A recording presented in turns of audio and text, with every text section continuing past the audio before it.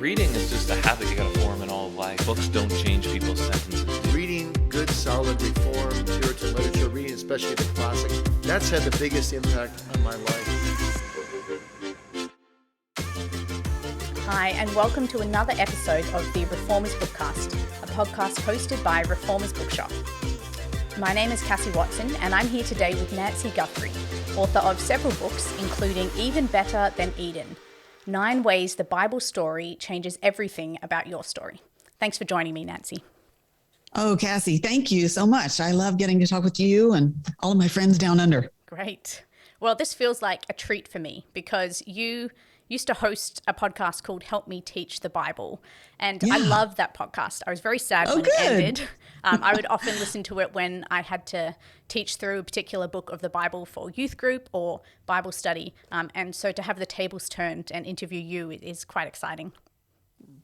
Well, thank you. I loved doing that podcast. It's still running. We just started with the episodes that I started. I did it for 5 years. So there's a lot of people who discovered it later who I hope are still enjoying it. Yeah, and people can go back and it's a great archive for a great resource for Bible teachers. So for those who aren't familiar with you and what you do, can you just introduce yourself to us? Sure. I live in Nashville, Tennessee, with my husband, David, who publishes kids music for the church and actually has a lot of customers in Australia, for which we're really grateful. And then my son, Matt, who is 31 during COVID, he's moved home with us for a little while here. I spend most of my time studying to figure out and then write about the Bible. And so I spent a lot of time doing that. In 2019, I launched something called the Biblical Theology Workshop for Women. And I got in about 12 of those before the stay-at-home order came and COVID interrupted everything about our lives. And I've just started getting to do those again around the country. So I'm actually doing one of those in a different city every weekend this fall until Christmas, which is kind of intense for me right now, but it's also an incredible joy because it's just really fun to go to a place that's packed with women who love God's word and love Christ, but they have never seen perhaps how the Bible is really one story centered on the person and work of Christ, or they've never seen how themes connect so many different parts of the Bible to communicate something the divine author of the Bible wants us to understand. And so it's really fun to stand up front and see light bulbs go off, in women's lives and them just say, I knew a lot of these stories, but I didn't get how they connected, and they gain a sense of how the Bible fits together. Yeah, I have definitely had similar kind of moments like that. Not at one of your workshops, unfortunately. You're on the other side of the world. But when I first started learning about biblical theology, it just changed the way that I read the Bible and changed the way that I thought about God. And I think I used to read the Bible in quite a me-centered way. I'd just, as a teenager, read a devotional or pick a passage of the Bible that I knew was going to speak to whatever I was feeling at that moment. But learning biblical theology has really changed that. I think that's how most of us have grown up, maybe learning the Bible, at least in the States, women's Bible studies seem to just feed that way of reading the Bible. Like you read something and you immediately say, okay, so what does this mean for me? Or you try to find yourself in the passage. And that just kind of skips what it's telling us about who Christ is and what he has done. And so biblical theology kind of frees us, I think, from making it all about us. Yep. Yeah, so we've kind of mentioned a few aspects of this, but could you define biblical theology for people who might not be familiar with it? Well, I think it helps first to acknowledge that at least the first time I heard the term, I assumed we were talking about theology that was biblical as opposed to unbiblical. And that's not what we're talking about. We're talking about a particular discipline or way of approaching the Bible. And there would be other types of theologies, meaning ways we understand God. There'd be historical theology, in which we study what the church has historically believed about God as revealed in the Bible there. And its closest companion would be systematic theology, where we try to kind of put together in a cohesive summary what the Bible has to say about a particular topic or doctrine. But biblical theology is a way of understanding the Bible is actually presents us with one cohesive, coherent story about what God is doing in the world through Christ. And it recognizes that written into the Bible are a number of major themes, and that we can trace those themes from the beginning to the end of the Bible. And so biblical theology just helps us put it all together. And if we're not, human beings love stories. And so I think we're hardwired for stories. And I think that if we don't understand the story of the Bible, we're going to take what the Bible says and just kind of slot it into our story. And it's going to give the Bible a different shape. So I think that's really important. I do too. And, the Bible story, as you trace it, like any story you can plot on a storyline, it has a setting and it has a crisis usually. And then it has a series of events that lead up to a climax that then resolves.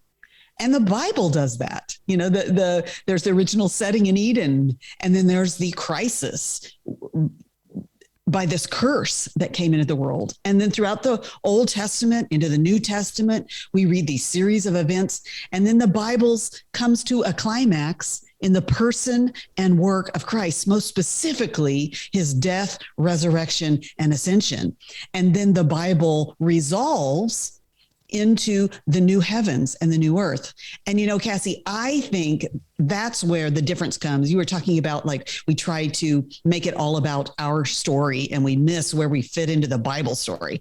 I think this is one of the benefits of biblical theology is that when you realize that's the Bible story, and because I'm joined to Christ, that story becomes my story. Then one of the significant things it means, I think, is that my life is not simply I become a Christian and I try really hard to live for him. And then when I die, I go to heaven, because that's not where the Bible story ends. The Bible story ends resolved in the new heavens and the new earth. And when we realize that, we realize that's where the story of my life is going.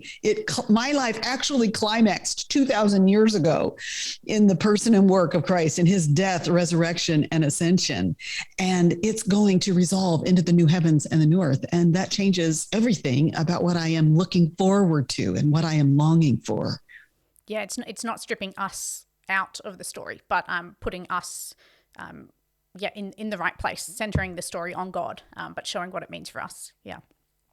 So we are going to dig into one of the chapters in your book and go through sort of each of the stages of biblical theology and get a closer look at those. But first, the title of your book implies a premise, even better than Eden. And so I think you might be responding to maybe misunderstandings that we as Christians even have about Eden. Can you explain where you're going with this book? Certainly. I think we all think of Eden as perfection. And a lot of times when people talk about the story of the Bible, they would say that maybe it would be something like creation, fall, redemption, restoration. But if we're just going for restoration, that would mean that the best we have to hope for would be that we would get back to what things were like in Eden. But if we really think deeply about Eden, we realize that Eden, rather than think of it in terms of perfection, we should think of it probably in terms of potential, and realize that Eden, as it was originally, it was a place of vulnerability because evil entered into Eden. Adam and Eve were vulnerable. They were vulnerable to sin, and therefore vulnerable to death. And that's exactly what God says when he says, in the day you eat of it, you shall surely die. Eden was a smaller territory on the earth surrounded by wilderness. So Eden was not yet as expansive as it was intended to be. Adam and Eve were vulnerable to sin. They were also, they had a measure of God's glory, but they weren't yet as glorious as God intended them to be once they lived out obedience to his command to eat freely of every tree, but to not eat of that forbidden tree. And so when we look at Eden, instead of thinking of it as the be all end all, we want to get back to that. Instead, what we're looking forward to is what Eden would have become and what Adam and Eve would have become had Adam obeyed. And the story of the Bible is the reality that because Adam failed, there is a second Adam who has entered into this world. And when he is tempted, he will obey. And he is the one who will lead us into that consummation life, lead us into the glory, lead us into a garden that's going to cover the earth, lead us into a life in which nothing evil will ever enter it, and we will no longer be vulnerable to sin and death. So he's leading it not back to Eden, but I like to see leading us into what I call Eden 2.0, or something that is better than Eden. Yeah, you refer to it as kind of like a probation period for Adam and Eve. Yes. Yeah, and I think that whole concept in this book was really clarifying for me. I've had a fair bit of exposure to biblical theology, and I knew in some way that Eden was that we weren't just going back to Eden. I was like, well, there was marriage in Eden. There's not going to be marriage in the new creation. Obviously, oh, good point. Satan was able to come into Eden. So I knew that in some way it was different, but I guess I hadn't really dug into exactly what that meant. And so I found your book really helpful in that way. Good. Of course, there will be marriage. It's just that we'll all be married to the same groom, right? Yeah. No more solely human marriage. Yeah. And you do have a chapter in the book about the story of the bridegroom, and I reckon people should get the book and read that. But the chapter that I wanted to dig into today was the story of the tree. And people might think, what does a tree have to do with the gospel? But in each chapter in this book, you're taking 9 different maybe viewpoints or perspectives or images that reoccur throughout the Bible, and you're helping us to understand the Bible story better based on those things. So we only have time to talk about one today. Okay. I thought the story of the tree might be helpful. It's, I guess, a bit easier to spot than some of the others maybe. So we might as well start at the beginning. So we've just been talking about Eden. Obviously, Eden is a garden, so there are plenty of trees in the garden, but there are 2 trees that are particularly special. So can you tell us a little bit about those trees and what their purpose was in Eden? Yeah, so the one tree is the tree of life. And really in Genesis, it doesn't tell us a whole lot more than that, except that there in the middle of the garden is the tree of life. And then there's also this other tree. There's this tree that's called the tree of the knowledge of good and evil, or I like to call it the forbidden tree, because basically God said to Adam and Eve, you can eat of every tree of the garden except for this one. And when we think about that tree of the knowledge of good and evil, we kind of wonder, what does that mean? Does it mean that eating of that tree, you would get that knowledge?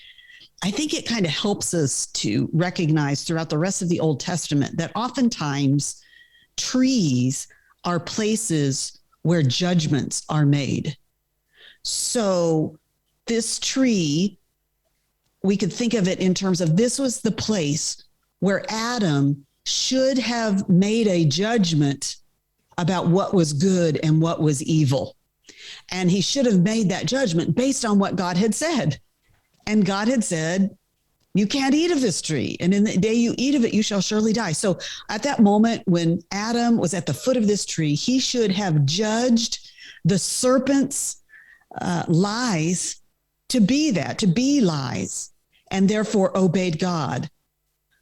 But of course he didn't. He believed the serpent about the tree. And when Adam and Eve ate of the tree, in a sense, they were transferring their allegiance to this other god, this serpent, this tree that they thought was going to bring them so much satisfaction and wisdom. It actually did the opposite. It took from them. It left them estranged from God. It left them foolish, because they had ignored the wisdom that God had provided to them. And because they ate of the tree, it meant that they were then exiled from the garden. And really, I suppose the rest of the Bible story, we could say, in a sense, is we're waiting and we're watching for this second Adam to come, who's going to lead us into a greater garden where we can finally eat of the tree of life, this tree that gives us the kind of glorious, eternal, unending, fulfilling, satisfying life of blessing that God has intended for his people all along. Yeah, and we'll see where that goes as we keep talking through each of the stages. But in this book, you're careful not to just make everything very academic. It's not just, oh, look at this interesting fact that connects to another thing. You really want to connect it to our lives and our stories. And in this chapter particularly, you talk about the concept of the good life, that we often think other people have the good life and we don't, that God hasn't given that to us. So how does the idea of the good life connect with what's just unfolded in the Garden of Eden? Yeah, isn't that why Eve ate of that tree? And she looks at it. It looks good for food. She thinks it's desirable to make her wise. And how many times have we taken something and, in a sense, consumed it, thinking it was going to add to our life, when actually it's only taken from our life?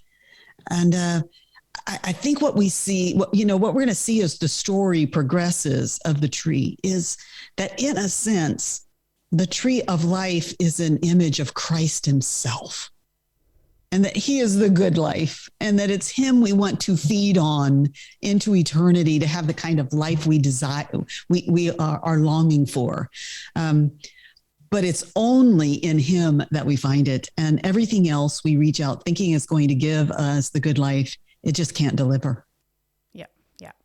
And we'll see that reoccurring throughout the Bible story, people continually grasping for that good life.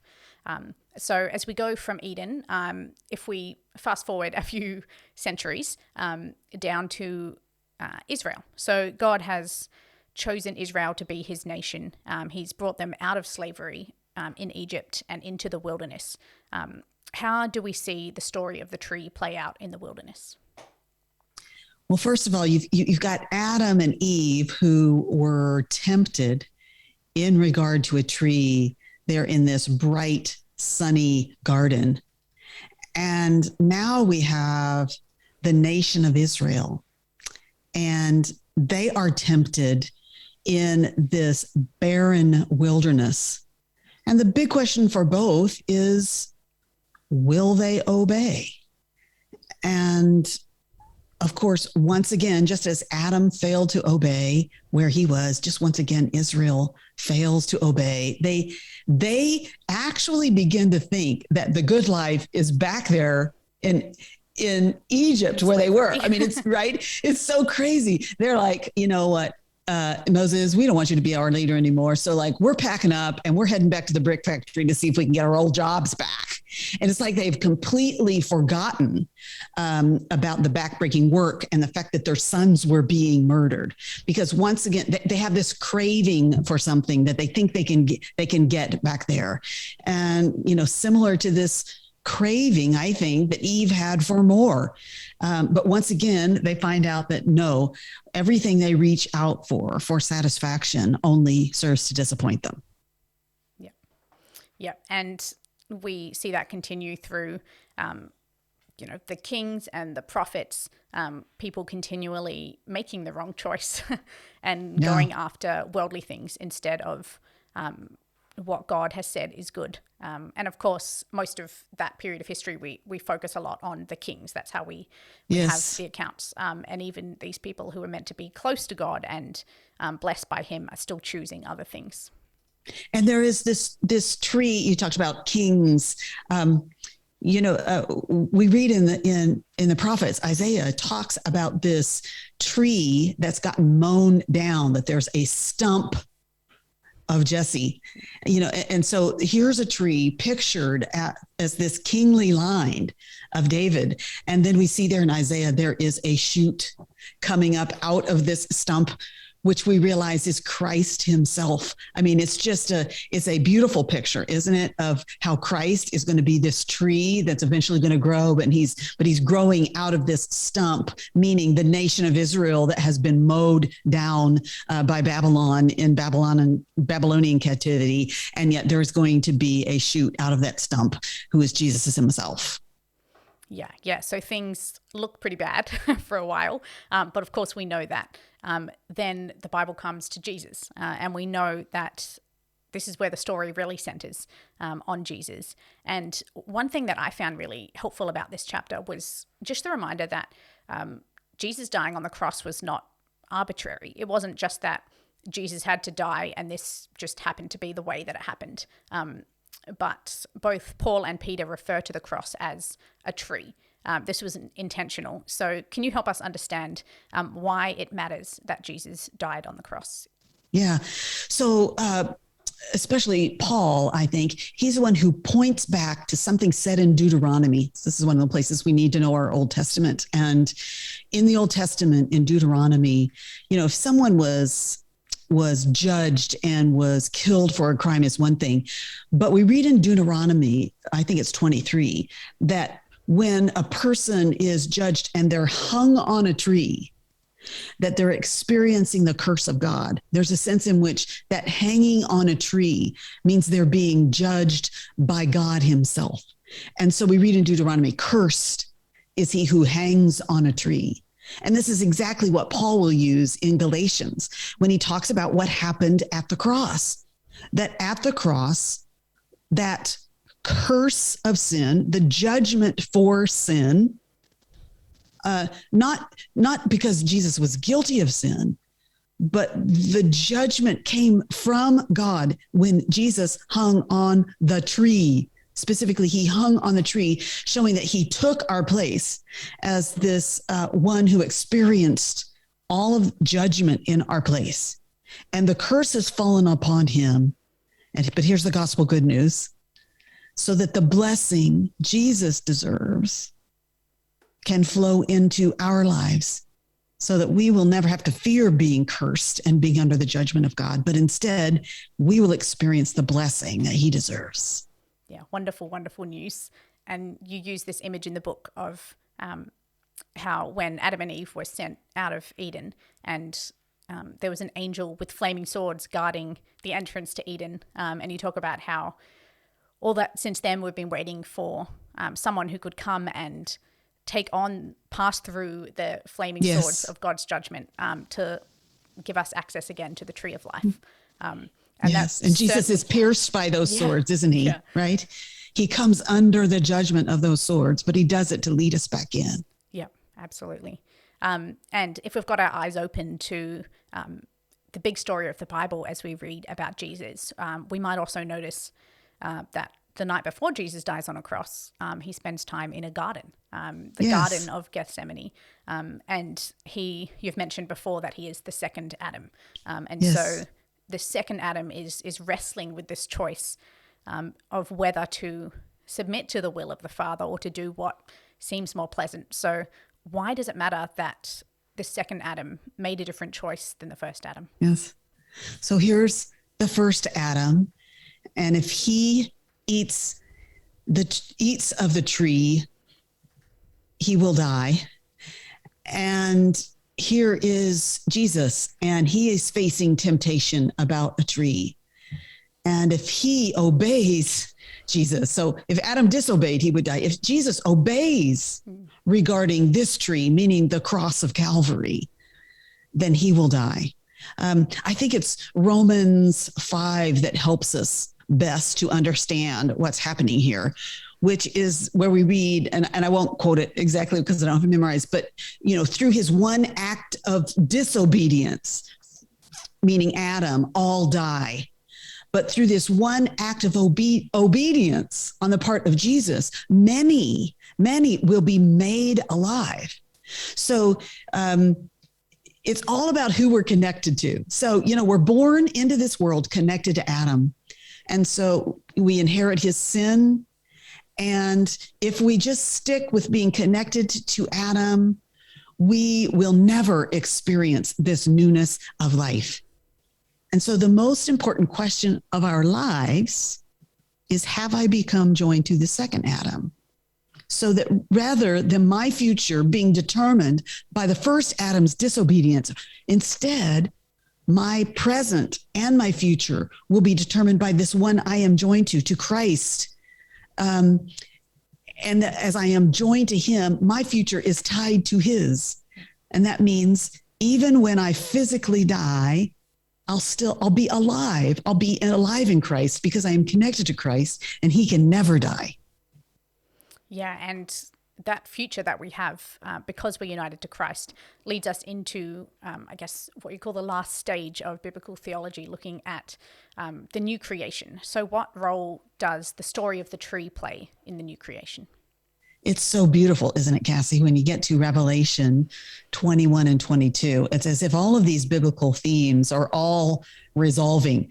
The theme of marriage resolves in this bride coming down from heaven from God. And the theme of this nations results in all of these people from every tribe and nation gathered around the throne in this city built on foundations of what the Old Testament prophets and the New Testament apostles have said in regard to who Christ is. And everything we've been seeing about the temple comes to its full fruition because the whole of the earth has become the most holy place where God dwells. But it's the beauty of this garden that began in Genesis 1 and 2 that really comes into focus in Revelation 22, where we read about this garden-like paradise. It's actually going to extend to every corner of the earth. Finally, Eden, in a sense, this paradise will cover the whole of the earth. But there are some differences from what we saw in Genesis. There's a river, just like there was a river in Genesis, but about the tree of life specific. I mentioned that it doesn't tell us much about the tree of life in Genesis, but here the river, the tree of life, in a sense, has expanded. It says it's on both sides of the river. And rather than being a tree that just has one crop of fruit, it says it has 12 crops of fruit every year. So there's a new crop every month. And it doesn't produce just one kind of fruit. It says it produces 12 different kinds of fruit. And of course, this is symbolism for abundance and this unlimited beauty and completeness. And so that's why I say we're headed toward consummation. We're headed to something even better than Eden, because the tree of life there, it's just a picture of so much abundance and satisfaction. And then we're given this brief little line. I don't think I understand everything it means, but I just love it. It says that the leaves of the tree are for the healing of the nations. You just get this picture of how everything throughout the world, for all of the nations and peoples of the world, has been so very wrong because of the curse ever since Adam and Eve's sin. And that when we enter into this new garden, not only will we enjoy all of this abundance and satisfaction, not only will we, in a sense, feed on Christ as the ultimate tree of life throughout all eternity, we're going to have this sense that this is what we were made for, and that the healing that the whole of the world, all of the earth's people have always needed is going to be the reality that we will live in. The trees will heal the nations. And that just gives us so much to look forward to as Christians. It does. Yeah, we often have a bit of a thin view of heaven, and we just think, oh, heaven, we're just going to go and be with God. And we don't really know what that means. But looking at the story of the tree, and then looking the fact that you've got 8 other sort of lenses in this book to help us think about that, it just gives us so many reasons to praise God and so much to think about while we wait. Here's my goal, Cassie. I want people, as they read about all these themes, and even better than Eden, garden, wilderness, marriage, Sabbath, city, The Image of God, Nakedness, Clothing. Every one of them, I think, presents us a new opportunity to see the beauty of the person and work of Christ. Yep. And my goal in writing this book and in these biblical theology workshops that I do is to cause people to love Christ more and to long more for his return. That's my real goal. Yeah. And as we head towards wrapping up, I wonder whether, based on everything that we've just talked about, if you could just give some encouragement to anyone listening who might just feel like they're not living the good life and that just might feel really out of reach. I would say to you, if you're not living the good life, for one thing, you know what? The world keeps telling us that we can have everything here and now. And social media just implants with us this sense. We look around and we see everybody else and their lives and their families and their meals and their vacations and their wardrobes, all of that. It just seems like everybody has something we don't have. But you know what? Inherent in life in this world is a sense of disappointment. And that disappointment actually, I think, has a purpose. It's meant to keep whispering in our ear, don't expect this world to satisfy you, because only I can satisfy you. And I am going to give you genuine satisfaction even now as you become joined to me. But it's still not going to be perfect. There will still be ways that life will disappoint you until that day I come again. And when I come again and Eden becomes the reality that we live in forever, and you get to eat of the fruit of the tree of life, you will never be disappointed again. And you will not ever be disappointed that you placed all of your hopes in me. Because everything else in this world will eventually let you down. But Christ will not ever disappoint us. Thank you so much. That is so encouraging. As we finish up here, obviously we at Reformers are passionate about good, biblical, Christ-centered books. And I hope that many people will have gotten a taste for biblical theology from this conversation, and I hope they'll pick up your book, Even Better Than Eden. But I wonder whether you could also give us just a few recommendations of books for people who want to learn more about biblical theology. Where should they start? There are so many good ones. Let me think of some of my favorites. I love Graham Goldsworthy's the Goldsworthy trilogy. It's a great one. That was one of the first places I started. You know, it's 3 books in one. What a deal. And he's Australian. And he's Australian there in Brisbane. Yes. I loved getting to go to Brisbane and interviewing him for Help Me Teach the Bible. You know, to start with its first one, The Gospel and Kingdom, that was just one where the light bulb started going off for me. Like, how have I never seen this my whole life before? So that's a good one. I like Edmund Clowney's The Unfolding Mystery. One of my real favorites is Name Above All Names by Sinclair Ferguson and Alistair Begg. If someone is starting out, that was one of the first ones I think they should read. And just, you know, between you and me, it has kind of a boring cover, but don't let that fool you, because inside is so much richness. You know, Jesus as the seed of the woman, and Jesus as our great high priest, and Jesus as the king. All these things give us a great sense in terms of who Jesus is. And then, you know, anything by Greg Beale, it's probably going to be a little more challenging than the ones I have mentioned so far, but he's an excellent biblical theologian to track with and to begin to read. I would probably start with He Dwells Among Us, where he takes that theme of temple tabernacle and traces it from beginning to end in the Bible. Yeah, I noticed you had a lot of footnotes from Beale in the book. So I do. Yeah, made me I've learned a lot definitely from want to him. go read him. Yeah. Well, I always say to people, if you read something in Even Better Than Eden and you think to yourself, I'm not sure if I believe that. I think she made that up. I didn't make it up. I read it in Greg Beale's A New Testament Biblical Theology. Okay. Well, we'll definitely make sure that people have a link to be able to buy that as well. Well, thank you so much for those recommendations and for writing this book and coming on the podcast to talk about it today. Happy to. And I hope to see you down under sometime soon. Yes, I hope so. You've been listening to another episode of the Reformers Bookcast as I've talked with Nancy Guthrie, author of Even Better Than Eden, 9 Ways the Bible Story Changes Everything About Your Story. Make sure you subscribe wherever you get your podcasts, and we'll see you next time.